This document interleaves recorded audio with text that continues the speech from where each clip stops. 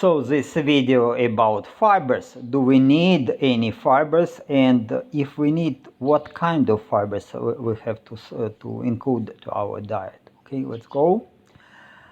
As always, I recommend you to download the presentation as PDF file from the link in the description, and then it will be more easy for you to read, and also you will save time, but I will try to make it as short as possible. Dietary fiber is a component of plant-based foods that has various effects of human health. Depending on its solubility in water, dietary fiber can be classified into soluble and insoluble types. This is actually quite flexible definition, and some type of soluble fiber is actually does not dissolve in water. Okay, soluble fiber is not digested in the small intestine, but it helps to lubricate the intestinal wall and facilitate the transit of food. In the colon, the soluble fiber is fermented by beneficial bacteria to produce short-chain fatty acids such as propionate, butyrate, acetate, and formate, as well as some B vitamins. Short-chain fatty acids are beneficial for the metabolism and health of the colonocytes. This is the epithelial cells that line the colon. Insoluble fiber, which includes cellulose fibers and lignin, mainly adds bulk to the stool and helps to prevent constipation, in opinion of official medical professional. I don't think it is good, but okay, let's go. So you see here two kinds of soluble fiber. Starch in the potato starch is considered as a soluble fiber, even if it is not dissolvable in water, but it is soluble fiber. And insoluble fiber is like skin of the potatoes, and don't include it to your food. This kind of insoluble fiber. This is toxic. Okay, let's go. Insoluble fiber may also absorb vegetable oils that are rich in polyunsaturated fatty acids and reduce their absorption to your bloodstream. This may have a positive effect on health, sure, as polyunsaturated fatty acids can be harmful in excess. Not only in excess, better to avoid them at all. Only some omega-3 fatty acids, maybe they are good. However, a better strategy may be to avoid polyunsaturated fatty acids altogether. Yeah, it's much more easy. Insoluble fiber may also have a negative effect on the intestinal mucosa, as it may scrape off the protective mucous layer and damage the epithelium cell layer. Gorillas and orangutans rely mainly on dietary fiber as their energy source. They have large colons where soluble fiber is converted to short-chain fatty acids by beneficial bacteria. Humans have smaller colons and smaller gut volume to body weight ratio than these animals, but we can still obtain up to maybe 10-20% of energy from short-chain fatty acid produced in the colon. So it's true, yes, but compare our digestive system with digestive system of great apes. You see, our stomach is small, and our colon is small, and even in difference to carnivores, our stomach is so small. The stomach of carnivores is big, really big. They rely on proteins.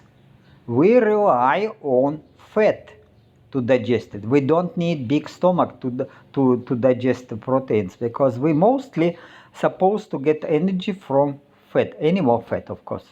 So this is why some people, this is Amber or Haire, I mean, maybe I pronounce it wrong.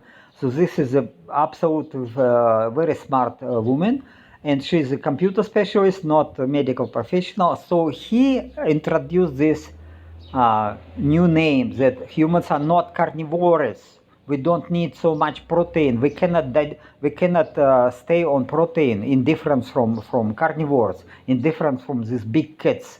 Big cats can get 70% of energy from protein. Humans cannot.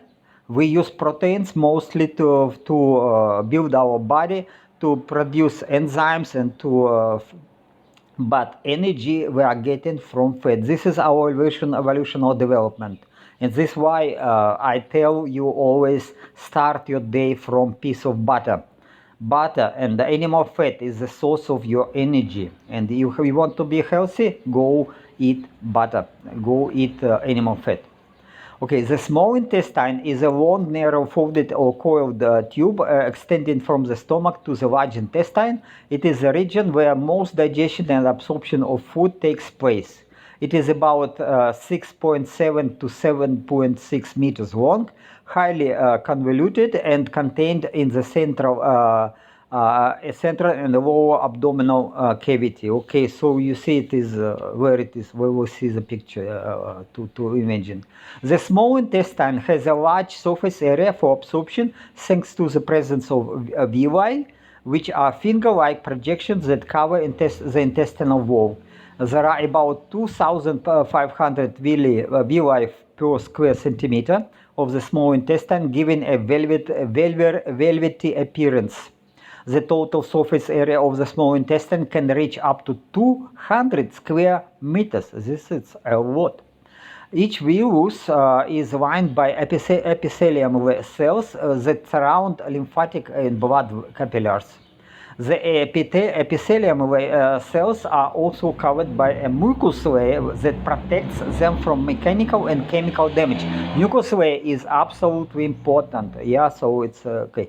It is not just epithelium layer that protects us. Mucous layer is absolutely important to keep our body protected from all these pathogens and all the toxins, etc. So here the human guts, and this is a small intestine. It is actually long, very long, but it is they call it small because it's small in diameter, and then large intestine, it is colon. Okay, so and inside of the small intestine, such kind of surface we see, and capillaries, it's blood capillaries and lymphatic capillaries are in there. Soluble fiber includes resistant starch. Again, resistant starch is not soluble in water, but yet it is can be included to the resistant starch. Pectin and chitin. Resistant starch is a type of starch that resists digestion in small intestine and reaches the colon intact. It can be found in raw potatoes, cassava and tapioca tubers, and green bananas. Pectin is a type of soluble fiber that is found in fruits and vegetables. It is fermented in the colon to produce not only short-chain fatty acids but also methanol, which can be toxic in high doses. Therefore, pectin consumption should be moderate and limited to about 3 grams per day, or maybe avoided at all. Chitin is a type of soluble fiber that is found in mushrooms. It is fermented in the colon to produce short-chain fatty acids, and it is absolutely very healthy. If you can add mushrooms to your diet, do it. It is highly recommended. I personally did it, and my health was at the top point when I combined good quality eggs with mushrooms. Yeah, it was absolutely fantastic. Okay, acetate and formate, acetic acid and formic acid, okay, they contribute to lowering colonic pH, and in acidic environment, it is facilitating mineral absorption, enhancing colonic motility, suppressing the proliferation of pathogenic microorganisms, and shortening stool transit time. Because again, it is also to keep your body healthy, you need acidic environment in your colon. So you have to be sure that it is acidic. Okay, these are kind of this soluble fiber, which is not always soluble, is like mushrooms. Mushrooms, it's very, very, very good quality soluble fiber, which help to keep you healthy. Okay, I was growing mushrooms, and also mushrooms were very, very good quality, very tasty. If I buy mushrooms at shop, they're not so good, honestly. I buy sometimes, but they're like tasteless, and so I don't consume much mushrooms now, But yet again, if you can find good quality mushrooms, okay, you better include it and together with eggs or other protein sources.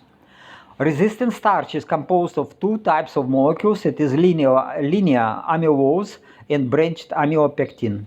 Resistant starch is fermented in the colon to produce large amounts of butyrate, which is the preferred energy source of colonocytes. Raw potato starch is cheap, easy to store, and tasteless source of resistant starch. It can be taken with water, dietary supplements, or medications to increase stool volume and help with digestion. Raw potato starch can also be beneficial for people who follow a carnivore diet, which consists of eating only animal products. Okay, otherwise you will have no stool, nothing can go. It is all will be, if you not adding any resistant starch like or this any volume to your stool, it may be not so good. It may be not so good. It can be okay, but then you have to include some animal food which is difficult to digest, and this animal food maybe is not very good for your environment in the colon. So yeah, so this is what I do. It is easy to buy, it easy to store, it is easy to use. Just mix it with water, drink at morning. Yeah, perfect. Raw potato starch can help to maintain the health and integrity of the intestinal mucosa by providing short-chain fatty acids, the source of energy for colonocytes. Yes, this is true. Even if I say that maybe it is not necessary to include plant-based food, but raw potato starch, it's okay. It's okay. Spices and raw potato starch, no problem. Okay, here the molecules. We have linear molecules, so amylose, and branched molecules of amylopectin. A deficiency in butyric acid increases the risk of colon cancer. Gases like carbon dioxide, methane, and hydrogen produced during fermentation of resistant starch are typically odorless. Yeah, if you eat too much of mushrooms, for example, then you will see blowing this bloating of your stomach, and the amount of gases produced will be very huge, really. But it is not stinking; it is odorless. Yeah. Moreover, hydrogen enters the bloodstream and functions as an antioxidant, which is good. Resistant starch proves exceptionally beneficial in managing inflammatory bowel diseases like leaky gut syndrome. If you want to be healthy, you need protection from all these pathogens, toxins, etc. And then you have to manage this leaky gut syndrome. And again, this can be good health, mushrooms and potato starch. So also you will manage with chronic autoimmune conditions such as psoriasis, which was I've experienced, and now it is gone. Colitis, osteoarthritis, and allergies, etc. So all this great number of autoimmune conditions can be managed if you do it right way, only by diet. No medicine is necessary. For adults, the tolerable daily dose of resistant starch can reach as high as 45 grams. It is a lot. Start from maybe from 5 grams and slowly maybe increase if you want. But again, it costs you almost nothing, because starch is so cheap. But even exceeding this amount, once the gut microbiota has adapted to process, you can do it. Okay, maybe 100 grams is too much, but okay, but at least 45 grams, it seems to be okay to give you some, to give volume to your stool, because the stool volume is from dead bacteria.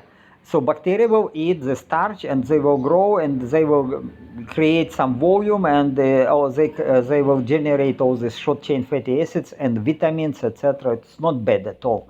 Otherwise, you will get problem with leaky gut syndrome. What is leaky gut syndrome? It is like first your mucous layer damaged, so it is getting thin, and then these pathogens and toxins can't go inside, because and if it is too thin, there are gaps, pardon, there are gaps between the cells, and the cells are inflamed, and then all these pathogens and toxins are go to your bloodstream, and the result is the inflammatory response and autoimmunity, which is killing people, actually killing people, and especially in old age, because you see that all this happens because recommendations of official medical professionals. Why? Because they recommend you to eat a lot of fiber. Fiber is scratching out this mucus layer, and then within a mucus layer also you are getting inflammation, because pathogenic bacteria they will consume this meat or undigested proteins, and proteins are not digested because you have acidity in your stomach very low in old age. Then you will get all the problems. All people aged 60 and above mostly have autoimmune diseases.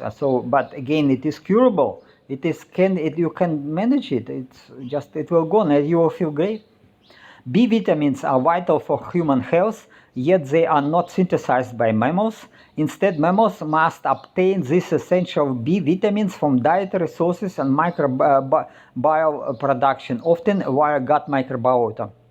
Microbial vitamin B6 in the form of coenzymes like pyridoxalphosphate (PP) enzymes is synthesized in the colon and subsequently converted into free vitamin B6, which enters your bloodstream and gets distributed through the body. Yeah, you need it.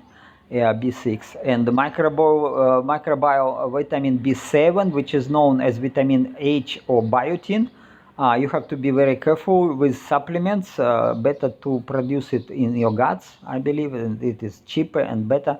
Okay, it plays a significant role in coenzymes associated with fat and carbohydrate metabolism. So you need it, but not from carbohydrates, of course, but you need to digest fat. So it is impacting cell growth. Amino acids essential essential for protein synthesis. Intestinal bacteria synthesize biotin from resistant starch. So this is why I recommend you to do it. Okay, mushrooms and resistant starch. Mushrooms are even better, but again, if you can buy good quality mushrooms, which are good, delicious food, yeah, just do it, but not too much. Maybe not more than 100 dry protein. I'm counting on dry protein. Maybe because mostly mushrooms are from water, but okay, you can estimate what portions of mushrooms you can consume without problems of gas production in your stomach, in your guts. Otherwise, you will get this losing hair, skin will suffer. You need it. You need biotin. But again, be careful with supplements. Okay, this again, I express my own opinion. I am doctor of science in physics and mathematics. I also worked in other areas of science, and biology is my passion. And I like it, especially as I worked the last years in biology. I absolutely love it. But again, I didn't have medical education. Thanks God, I didn't have it. So I'm not zombified by this official propaganda. So my opinion mostly does not coincide with official recommendations. It is up to you. You can get this information and decide what to do. We are yet have freedom. Maybe in future we will not. Okay, because this propaganda to stop meat consumption is absolutely disgusting. Okay, if you don't want to eat meat, okay, eat dairy product, eat butter and eggs and mushrooms. What can be better? I did it. I tell you, I did it. And what was the best time in my life when I was so healthy. I try to eat more eggs now, but unfortunately I eat too much meat, and more than 5 eggs I just cannot. I cannot get it inside. I'm so full. So it's again, you have to make some proper ratio between protein from meat and protein from eggs. Protein from eggs maybe the best. If you can digest more than 10 eggs a day, maybe perfect. And I did it myself, and with high quality eggs and mushrooms. There was absolutely fantastic health and feelings, and I was full of energy, and now I'm also good. But again, eggs are better quality meat, better quality meals, better quality food than meat. Meat is okay, but meat has to be with a lot of animal fat. Okay, animal fat. If you don't have enough of meat, animal fat like lard, yeah, just eat butter. Okay, so if you can support my channel by pressing the like and bell button, subscribe to my channel, share this video.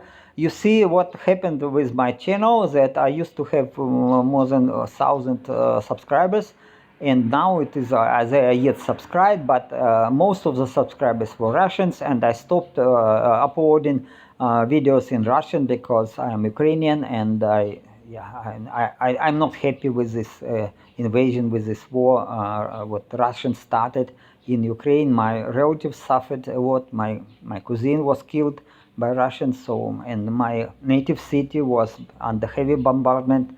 So I stopped to do any business with Russians. So now, if you are English-speaking people, you are the only people who can support me. Okay, do it if you are interested. Or follow other channels. I don't care. Because my goal is my own health, my own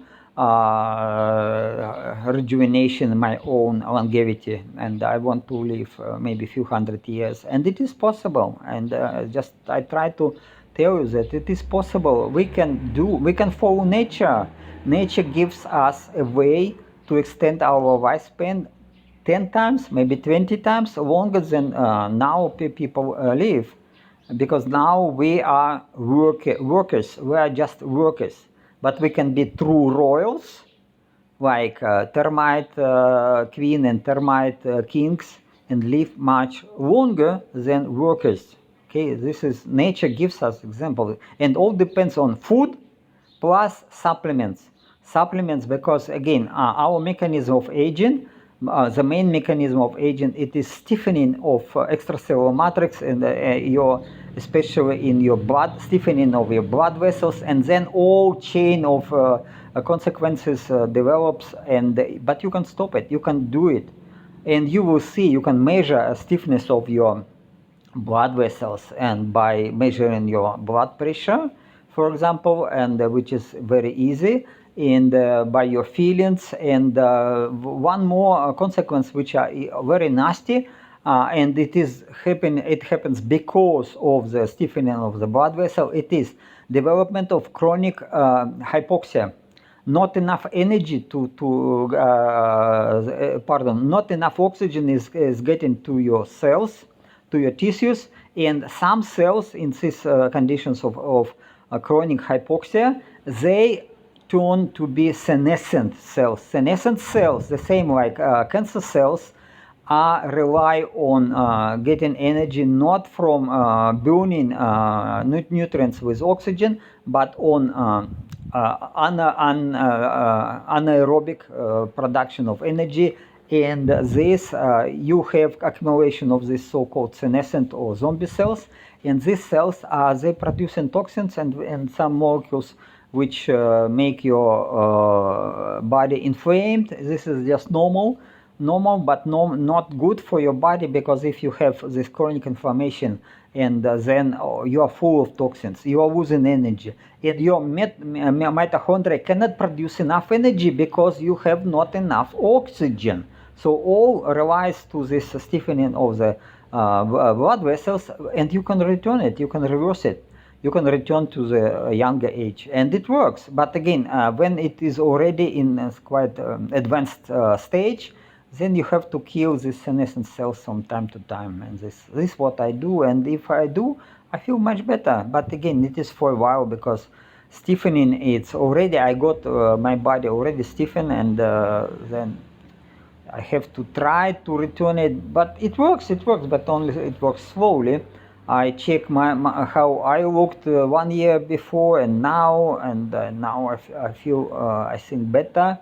better, but again I want to return to my age of 40 with something, middle of 40s, when I was maybe the best energy and best body composition. And so, but again, it takes time. Biology is working slowly, it takes time. So if you want to support my channel, if you want to follow me, okay, do it and spread this information, because what I see on YouTube and everywhere, it makes me sick actually.